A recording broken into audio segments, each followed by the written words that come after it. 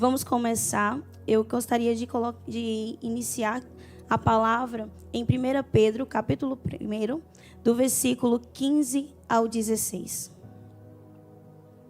1 Pedro, capítulo 1, do versículo 15 ao 16.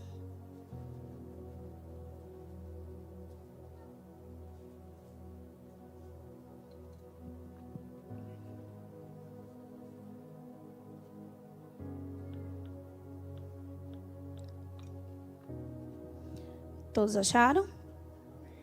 Diz assim: Mas assim como é santo aquele que os chamou, sede santos você também em tudo que fizer. Pois está escrito: seja santo, porque eu sou santo. Amém? Então feche seus olhos, vamos orar.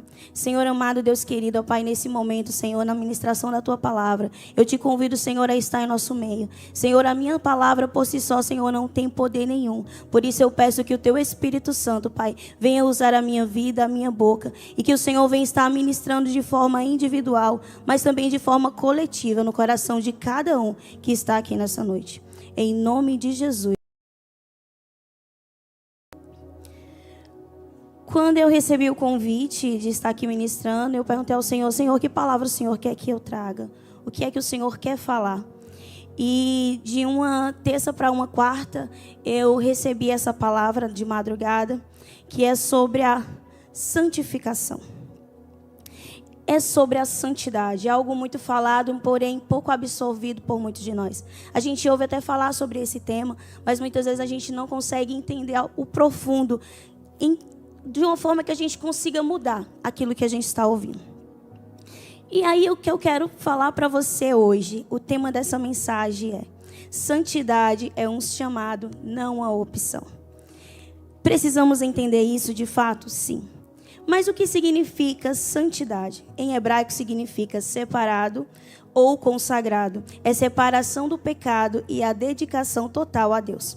Mas como explicar a santidade de uma forma simples? Santidade, de uma forma simples, é nada mais do que se separar do pecado para viver de acordo com o caráter do próprio Deus. Santidade não é um detalhe, não é algo que a gente, tropecei e agora eu sou santo. Não é assim. Santidade é algo que escolhemos, santidade é algo que decidimos fazer. Santidade é algo que todo crente deveria ter. Porque a santidade, ela deveria crescer de acordo com a fé. Quando a gente aceita Jesus como nosso único e suficiente Salvador, eu acredito que a nossa fé é pequenininha, geralmente do tamanho de uma mostarda. Mas a palavra de Deus também nos ensina que a gente precisa todos os dias aperfeiçoar isso. Então a santidade era para crescer de acordo com a nossa fé. A santidade é algo que deve ser crescente, todos os dias um pouquinho. Porém vivemos em uma geração de fato que quer muito poder, uma geração que ela quer muita unção, uma geração que busca muito a presença superficial. E a gente não quer ser mudado, a gente não quer ser transformado, a gente não quer se santificar. A gente busca em Deus milagres, a gente busca em Deus coisas, a gente busca receber unção, o óleo da presença, mas a gente não quer passar tempo com o Pai. A gente não quer estar junto do Senhor, buscando a santificação que é necessária. Precisamos entender que a santificação, ela é tratada na Bíblia não apenas como um conselho. Ela não é tratada na Bíblia como apenas uma dica, né? Diz assim: não, você precisa ser santo porque eu estou te aconselhando que isso é bom. Não. A Bíblia relata que a santificação, ela é um mandamento. É tanto que a gente vai ver Deus falar sobre a santificação lá em Levítico, no Velho Testamento, e também lá em Pedro e na carta de Paulo, a gente vai ver falar sobre a santificação. Nessa noite, o que eu quero te dizer é que a palavra de Deus é bem clara, lá em Hebreus 12:14, que diz: sem santidade, ninguém verá o Senhor. Quando entendemos isso, a gente não trata a santificação como uma regra, a gente não trata como peso, a gente não trata como algo ruim. Porque a gente começa a gravar no nosso coração que precisamos viver para agradar o Senhor. A santidade, ela nunca deve ser uma opção, não deve ser considerada um exagero. É uma prova de amor. Então, quando a gente se dedica a ser santo, a gente está provando ao Senhor que a gente o ama tanto, que a gente valoriza tanto o sangue derramado na cruz, que a gente vai ver que não é apenas algo que dói pra gente, mas a gente vai entender isso como prova de amor. Senhor, eu te amo tanto que eu decido ser santo. Eu decido buscar a santificação. Em 1 Tessalonicenses 4, do 3 ao 4, diz assim. Eu vou ler para vocês. A vontade de Deus é que vocês sejam santificados. Abstenham-se da imoralidade sexual. Cada um saiba controlar o seu próprio corpo de maneira santa e honrosa. Então, quando a gente sabe controlar o nosso próprio corpo, a gente está honrando a Deus. Quando a gente se mantém em santidade, a gente está honrando a Deus. A santificação, ela é um chamado, uma ordem de Deus. É algo que Deus, ele nos ensina. Não porque é bom para Ele, mas porque é bom para nós mesmos. Porque quando a gente não se mantém santo, isso gera pecado e pecado gera consequência. E a gente precisa entender que a santificação, a santidade é bom para nós. Porém, a santidade, ela é um dom da graça. E o que vem da graça conseguimos ver sozinho? Não. É algo que Deus deposita em nós, é o dom da graça. Porém, para mim permanecer na graça, eu preciso gerar essa graça dentro de mim. Eu preciso me posicionar, porque eu acredito que o mesmo Deus que coloca fé em nossos corações, que nos traz mediante a graça para perto dele, é o mesmo Deus que tem poder de transformar o nosso caráter. Porque se o evangelho ele não transforma a nossa vida, ele não gera frutos, ele não nos traz para a santidade, é como se a gente servisse um Deus que ele fosse adaptável àquilo que a gente pensa, àquilo que a gente acha ou àquilo que a gente quer fazer. Quando, na verdade, não é bem isso. Porém, a gente precisa entender que sozinho não conseguimos. O Espírito Santo, ele precisa entrar para poder tirar todos os hábitos corrompidos. Porque muitas vezes a gente nasce e já começamos a pecar. A gente é ensinado a pecar. E esses hábitos, eles ficam enraizados em nós. De uma forma que Deus precisa entrar e precisa arrancar. Porém, o Espírito Santo de Deus, ele não vai entrar sozinho. A gente precisa decidir, dizer assim, Senhor, eu abro hoje o meu coração. Para que o Senhor entre e tire toda a raiz de iniquidade. O Senhor entre e tire tudo aquilo que não provém do Senhor. Eu, Aline, acredito que o meu Deus, o Deus que nós servimos, ele tem poder para isso. Porém, entretanto, todavia, precisamos deixar aquilo que nos afasta de Deus. E o que é que nos afasta de Deus? O pecado, mais nada. Nada nos afasta de Deus, a não ser o pecado. E a gente precisa falar que pecado é pecado. E eu defendo essa tese. Eu vou falar para vocês, a palavra de domingo deixou meu coração quente. Porque eu gosto de ser confrontada. Eu gosto que a palavra de Deus, ela confronte para que eu chegue em casa e comece a pensar o que é que eu preciso mudar hoje. O que é que precisa ser tirado da minha vida hoje. Mas eu quero deixar bem claro que a gente precisa se posicionar. E muitas vezes a gente acha que se posicionar é a gente se isolar do mundo. E não é bem assim.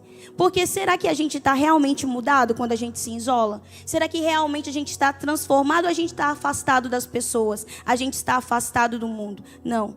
Ser santo não é se afastar do mundo. Ser santo é a gente viver nesse mundo como quem não pertence a ele.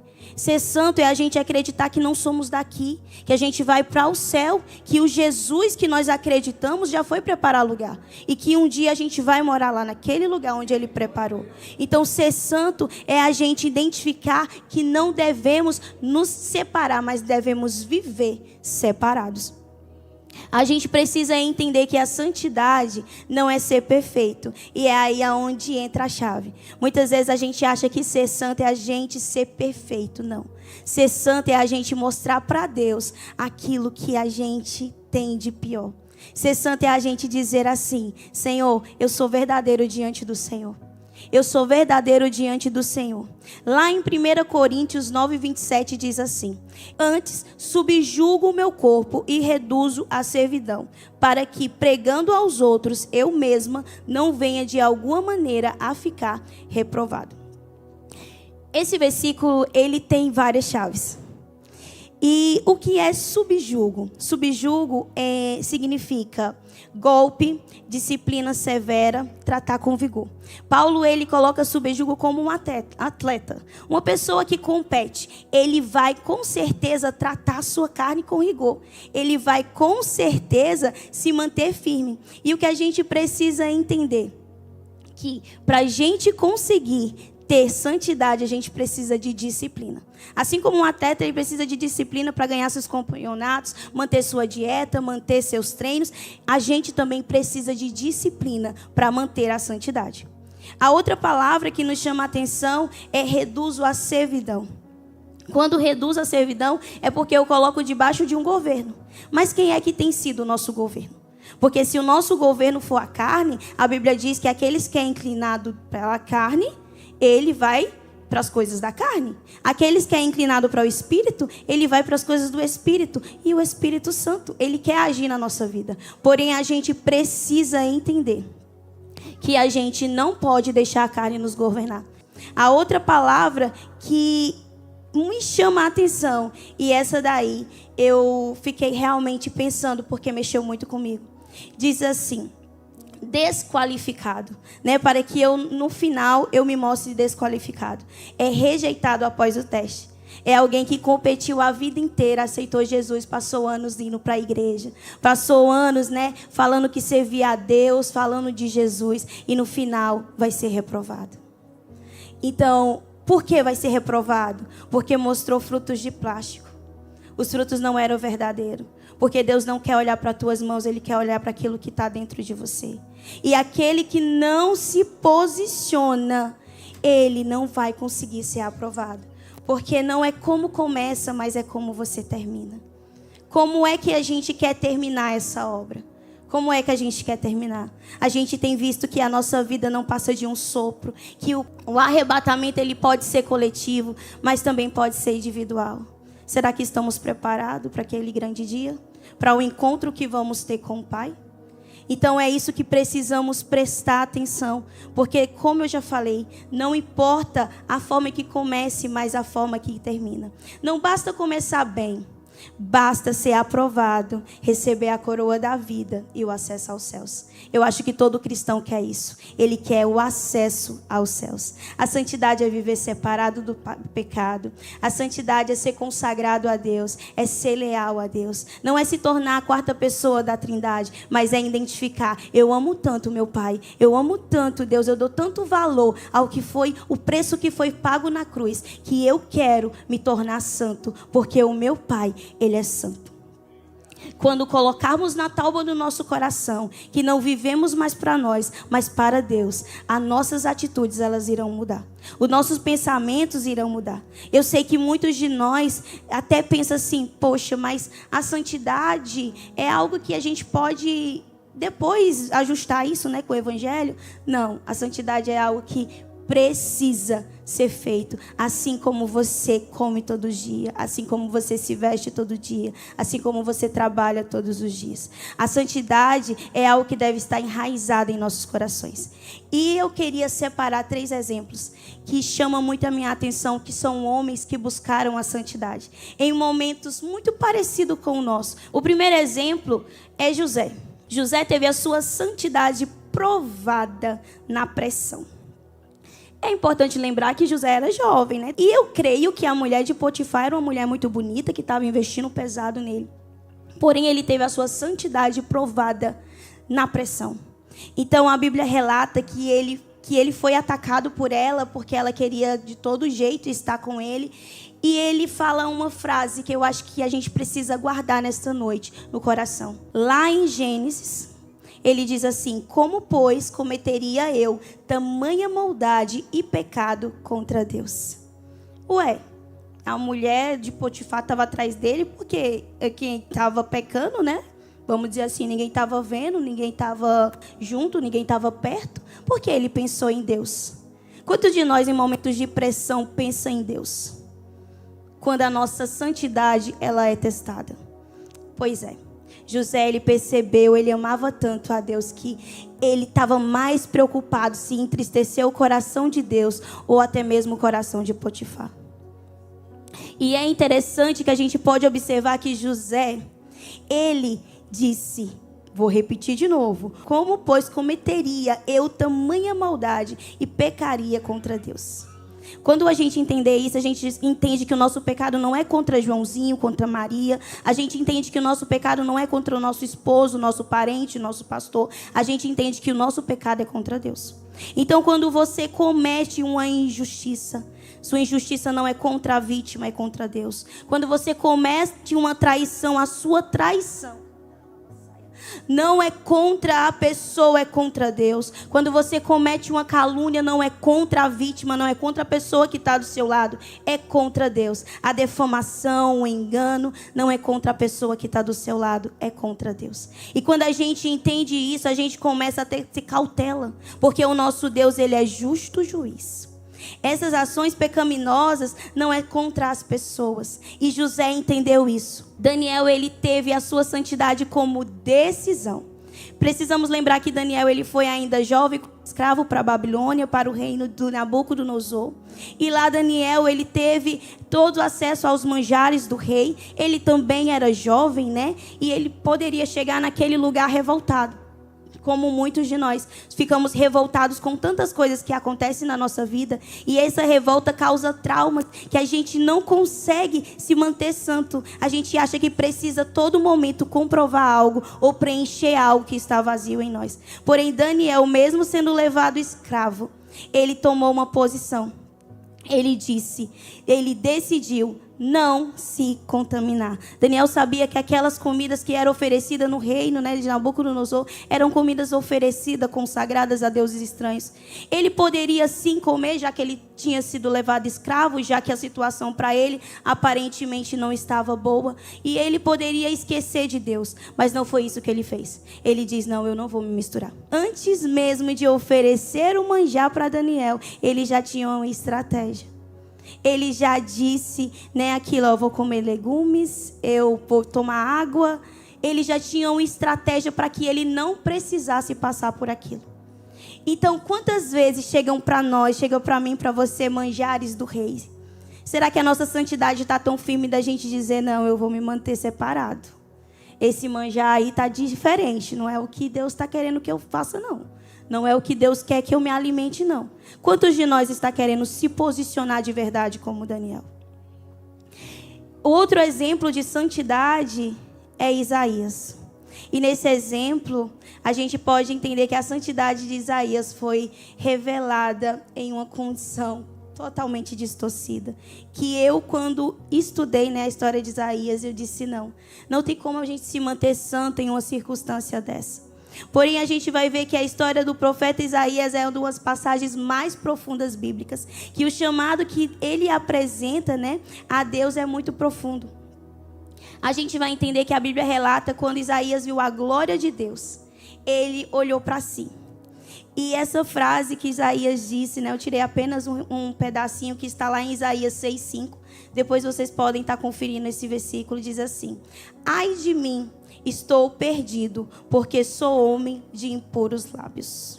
Então, quando Isaías viu a glória de Deus, ele disse: ai de mim, estou perdido, porque sou homem de lábios impuros. O que é que a gente pode aprender disso? Que quando a gente se aproxima de Deus, a gente vê a nossa lepra. Quando a gente se aproxima de Deus, a gente vê como a nossa alma está corrompida. A gente não vai olhar o coleguinha. Porque se tem alguém olhando a vida do coleguinha da direita, da esquerda, da frente, de trás, ele não está se apresentando diante de Deus. Ele não está se aproximando de Deus. Porque quando a gente se aproxima de Deus, a gente fica tão preocupado com aquilo que a gente está vendo, que a gente diz: ei, eu preciso ser diferente. Eu preciso ser diferente, Senhor, tira de mim o que está acontecendo. E foi esse o clamor de Isaías. Mas o que é interessante é que Isaías, ele clamou ao Senhor e disse assim: Senhor, não tem como. Eu tenho lábios impuros, eu habito num povo de impuros lábios. Em outras palavras, ele quis dizer: o que vai ter de bom em mim? O que vai ter de bom que o Senhor viu em mim? Porém, o Senhor não rejeitou Isaías. O Senhor não rejeitou ele. O Senhor não viu a iniquidade de Isaías. O Senhor mudou a história de Isaías. É tanto que a palavra de Deus diz lá em Isaías 6:7: a tua iniquidade foi tratada e teus pecados foram perdoados. A tua iniquidade foi tratada e teu pecado foi perdoado. E eu quero ler para vocês o que eu tirei um resumo da história de Isaías, que diz assim: Isaías vivia em um contexto cheio de idolatria, ocultismo, perversidade sexual, falsa piedade, injustiça. Ele está em uma sociedade em que os líderes ricos exploravam os pobres, negando justiça, tomando terras e vivendo em luxo às custas dos necessitados. Naquela época, havia uma profunda corrupção religiosa, com adoração a falsos deuses, bruxaria, consulta aos mortos, especialmente sobre o reinado de Manassés. Eu já preguei sobre o reinado de Manassés e esse foi um rei terrível. Então, é diferente do que hoje vivemos? Não. Não é diferente do que hoje vivemos. Mas por que a gente não quer fazer como Isaías? Dizer: Senhor, tem algo em mim que não está legal.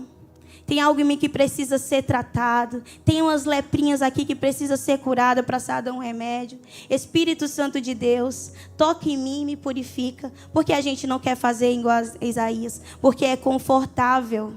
É confortável viver naquilo que a gente está acostumado do que a gente querer mudança. A gente dizer assim: Senhor, eu quero ser purificado. E o que a gente pode tirar como exemplo de Daniel, de José e também de Isaías? A gente pode tirar que eles se posicionaram.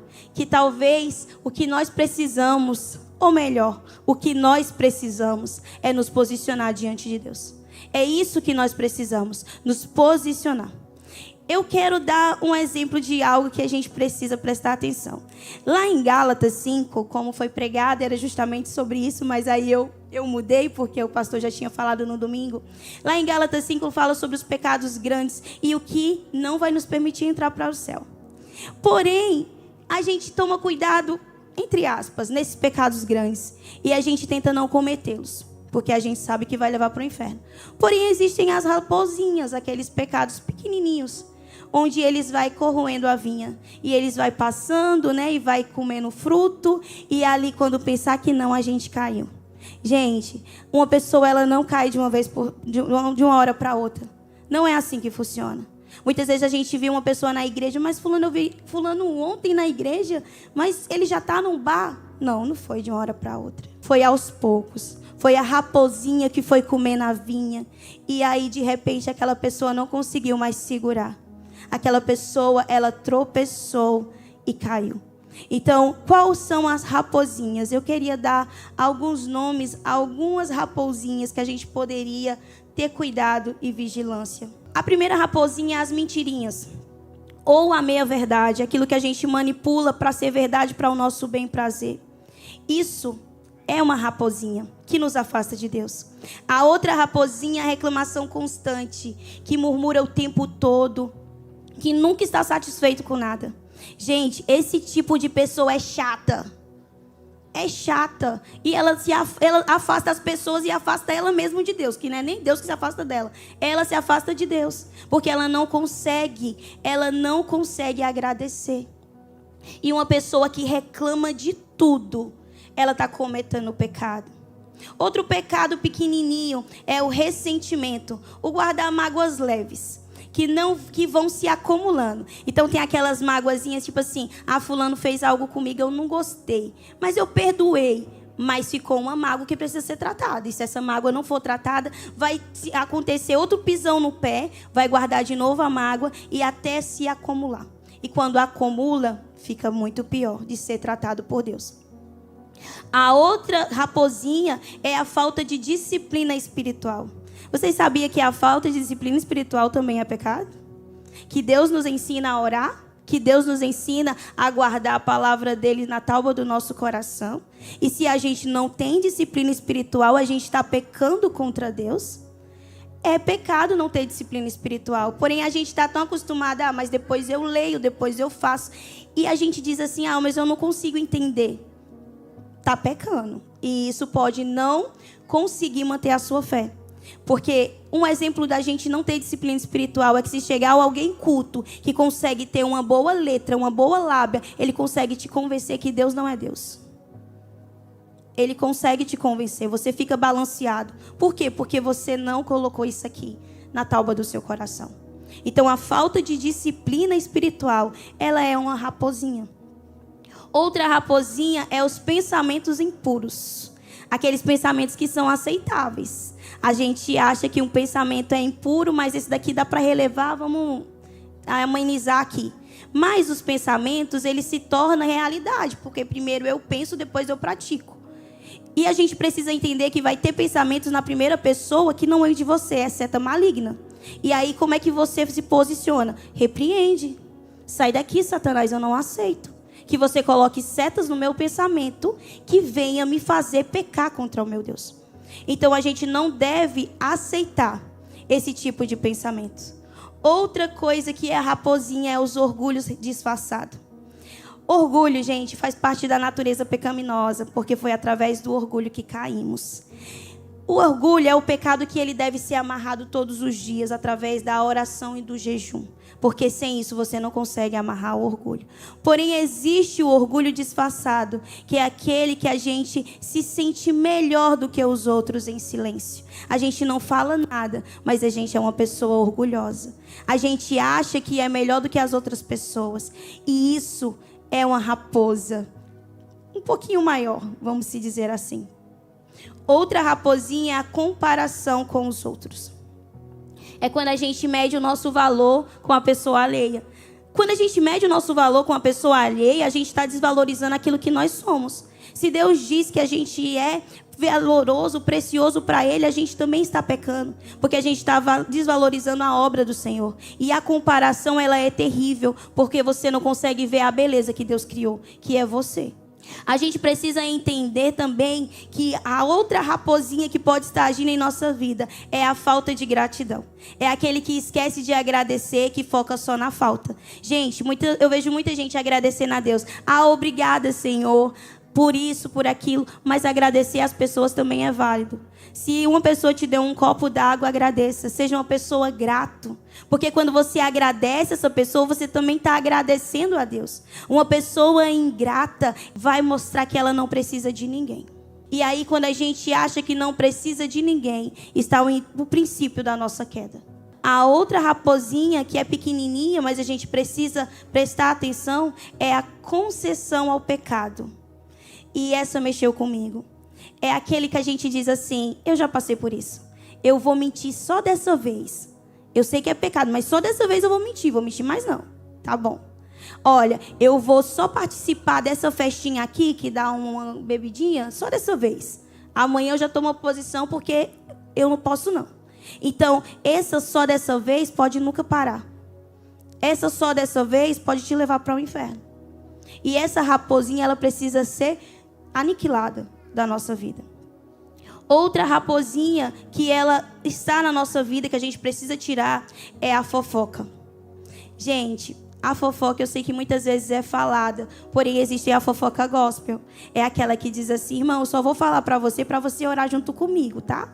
Eu vou dizer para você aqui, só para gente, você me ajuda em oração. Não, eu estou fofocando. E fofoca é pecado. Se a pessoa não está junto com você, se não faz parte, se você não está envolvido, é fofoca e é pecado e acabou. Não adianta tentar mudar o nome. É pecado. Outra raposinha é o tempo excessivo com coisas vazias. É onde a gente gasta mais tempo com as coisas desse mundo e a gente não perde tempo com Deus. A gente passa mais tempo na internet, fazendo qualquer outra coisa no trabalho. E quando a gente vai ler a palavra, a gente dorme. É quando a gente vai orar 5 minutos, a gente cai no sono. Isso é perder tempo com coisas que não vai te levar a lugar nenhum. E isso também é pecado, porque a moeda de troca mais preciosa que Satanás toma de nós é o nosso tempo. Porque o nosso tempo aqui na terra ele é passageiro.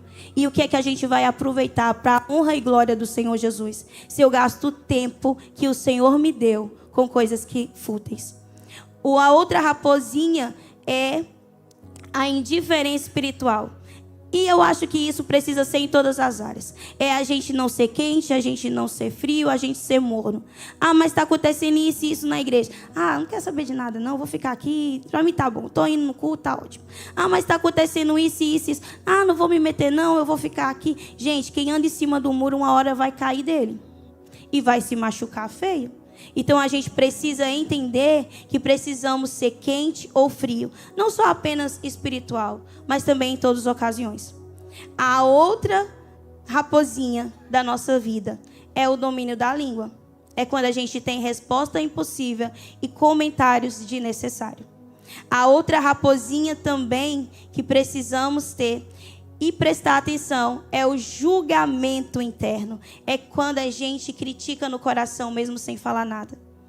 Outra raposinha que a gente precisa também tirar é o descuido com as pequenas tentações. É a negligência com ajudar o próximo. E isso a gente precisa cuidar. Muitas vezes a gente não ajuda o nosso próximo e a gente diz, o bem que eu quero fazer eu não faço, e o mal esse sim eu faço, querendo dar desculpa porque não ajudou. Não vai colocar no teu coração vontade de ajudar ninguém. Ele é mau. Ele quer ver a nossa ruína. Então, se você sentiu no coração de ajudar alguém, ajude. Você sentiu de fazer algo por alguém, faça. Sem querer nada em troca. Porque se você não exerce esse mandamento, você está pecando. Você está em pecado. Outra raposinha é a ansiedade constante. É você não agradecer a Deus. É você não confiar em Deus. E é costume dizer que quem não confia muito em Deus, mesmo assim acaba dando conselho dizendo, pode confiar. E isso é hipocrisia. Você precisa primeiro estar nesse lugar para aconselhar alguém a ter essa confiança. Ou você se coloca no lugar que você verdadeiramente confia no Senhor. Ou você não consegue resistir. A outra raposinha é a falta de perdão no detalhe. E essa última raposinha, eu quero que você prestasse atenção e olhasse para dentro de você. O que é falta de perdão no detalhe? É quando você diz assim, eu já repeti muito essa frase. Eu perdoei, mas eu não quero saber. Eu perdoei, mas eu não esqueci. Está se enganando. Porque uma pessoa, que ela perdoa, ela esquece. Uma pessoa que ela perdoou de verdade, ela esquece. Porque se não está dentro dela a amargura que ela não expôs para fora e não deixou o Senhor tratar. Mas o que eu quero te dizer aqui, nessa noite, sendo o seu pecado grande, sendo o seu pecado pequeno, nosso Deus, Ele é fiel para purificar. Nosso Deus, Ele é fiel para derramar a sua graça, o seu poder. Talvez você diga assim, mas eu não consigo sair disso, mas eu não consigo ir muito longe. Aline, você não conhece o meu problema. Eu acho que eu já mergulhei demais no pecado. Eu acho que eu já errei demais. Tem coisas na minha vida que não tem mais jeito. Tem pecados que estão tão escondidos, que é tão obscuro, que eu tenho até vergonha de declarar. Eu quero te dizer que por 10 anos eu fiquei afastada da presença de Deus. E eu me envolvi com bebida alcoólica, eu me envolvi totalmente distante. E o Senhor usou a minha filha de apenas 6 anos para convidar umas irmãs do ciclo de oração para fazer uma visita na minha casa. E ela chegou nas irmãs e disse, olha, minha mãe quer uma visita. As irmãs disseram, tá bom, vou visitar.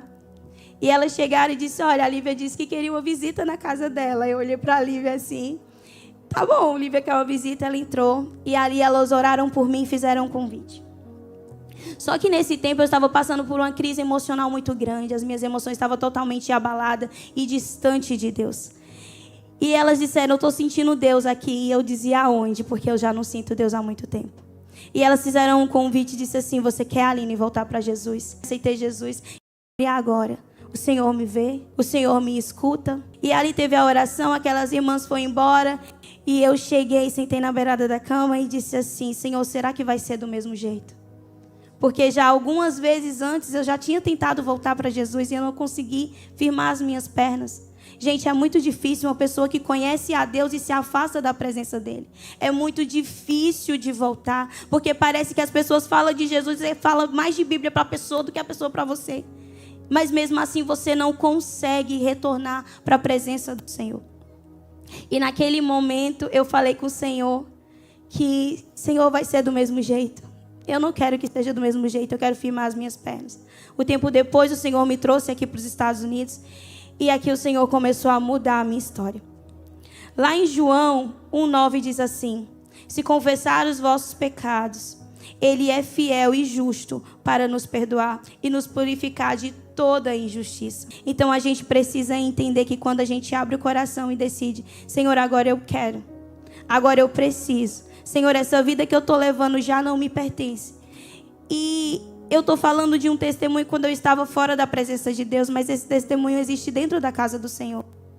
Porque mesmo quando eu voltei para Deus, eu estava atolada de tanta iniquidade, eu não cheguei a manifestar demônios, mas eu sentia a opressão sobre mim. Eu não conseguia, gente, levantar, fechar meus olhos para orar, porque eu sentia a presença maligna do meu lado. Até que eu disse assim: Senhor, eu quero mudar. Eu quero mudar, eu aceito. Foi de uma hora para outra? Não. Foi um dia após o outro. Foi um dia após o outro. E aí o Senhor, Ele expôs o meu pecado. O Senhor, Ele tratou as minhas feridas. Então o que eu quero te dizer é que se tem algo escondido, ou se tem algum pecado visível, algum erro antigo, alguma coisa que você tem cometido, seja grave ou pequeno, o nosso Deus, Ele é fiel e pode purificar.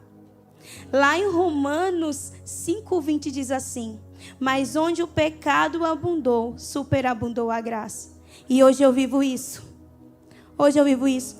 E às vezes quando eu conto o meu testemunho, eu já cheguei a falar para uma moça, ela disse: Aline, eu nunca imaginava que você era assim. Eu disse: porque aonde abundou o pecado, superabundou a graça. E o que a gente pode ver é que o pecado, ele não pode nos dominar. O pecado, ele traz para nossas vidas consequências e maldições. Porém, o poder de Deus, Ele é o Deus que restaura. Não importa quanta culpa você tenha, não importa quanta dor você tenha, não importa o quanto ensinado você foi, porque às vezes a gente vem de uma família que está tão atolada no pecado, que o pecado, ele vira comum, normal. E às vezes você nem repara que você está pecando contra Deus. Porém, hoje, eu acredito que chegou o tempo que o Senhor quer mudar nossas histórias. Eu acredito que hoje é dia de alinhamento, eu acredito que hoje é dia de santificação. Eu acredito que hoje é dia de um encontro com Deus. E eu quero confrontar isso com você. Porque tem coisas que Ele usa isso todo dia para te acusar. Ele usa isso todo dia para te acusar. Assim como Ele falava comigo: o que é que você vai fazer na igreja? Você não acha que está suja demais, não? O que é que você vai buscar na igreja? O que é que você vai fazer na casa do Senhor?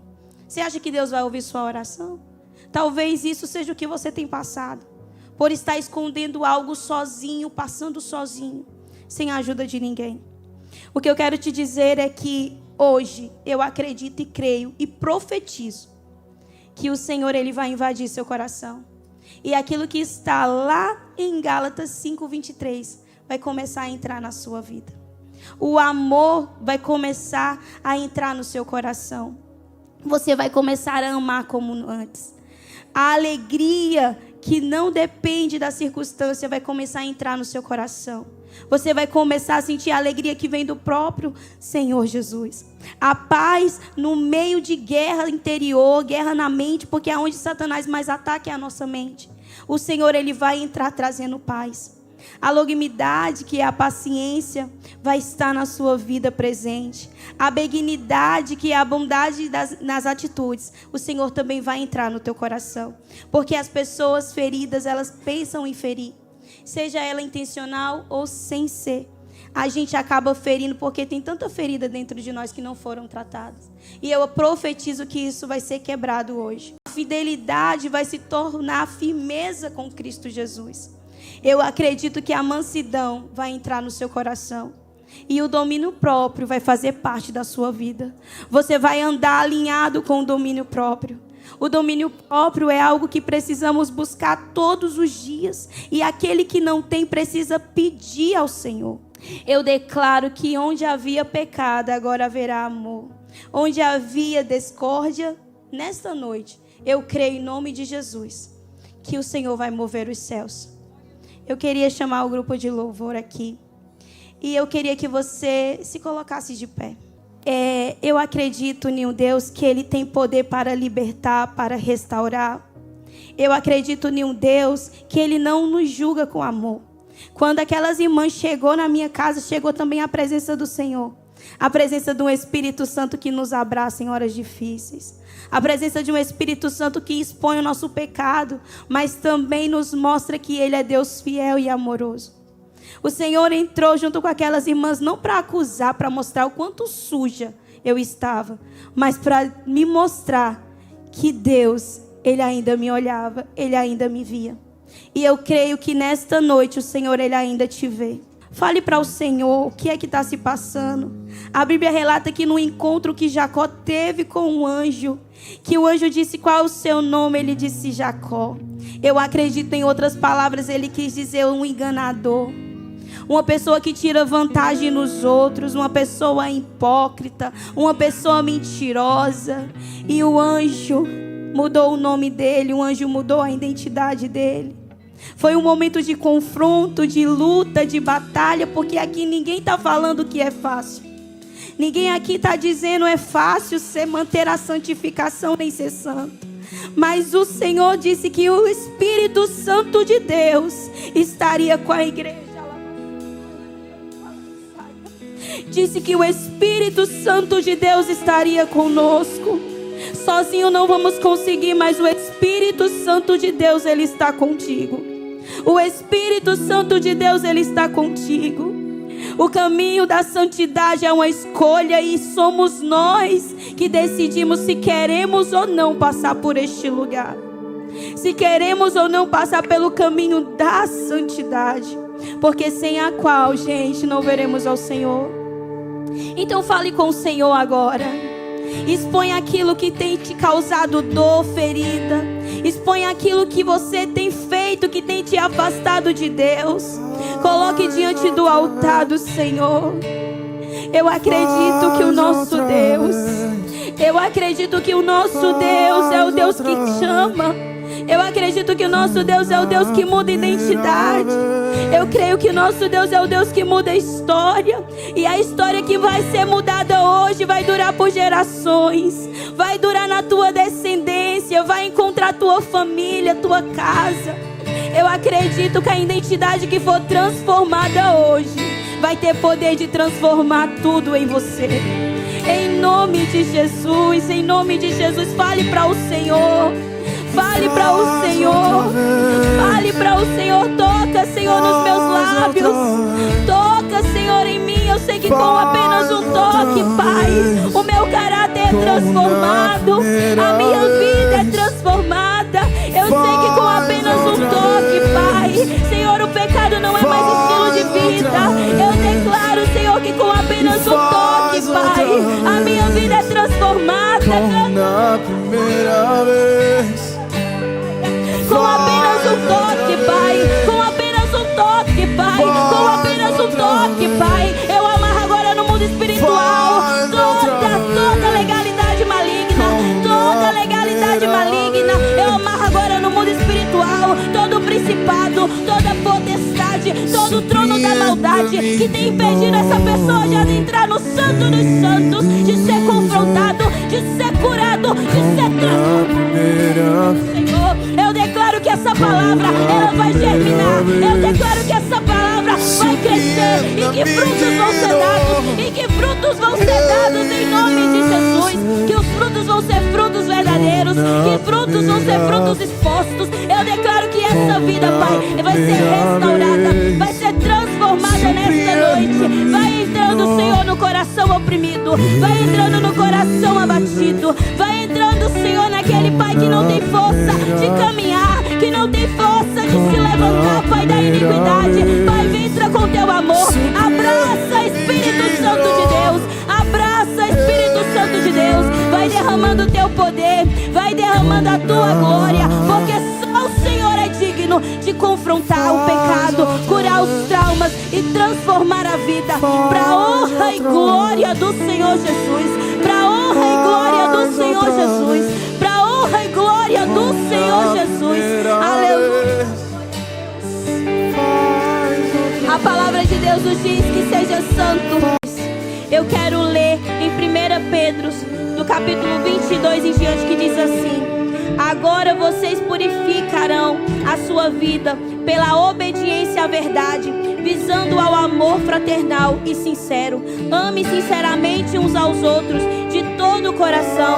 Vocês foram regenerados, não de uma semente perecível, mas imperecível, por meio da palavra de Deus, viva e permanente. Pois toda a humanidade é como relva, e toda a sua glória como a flor da relva. A relva murcha e cai a sua flor, mas a palavra do Senhor permanece para sempre. O Senhor te chama para um encontro. O Senhor te chama para um encontro. Não perca a oportunidade, porque talvez a última oportunidade que você tem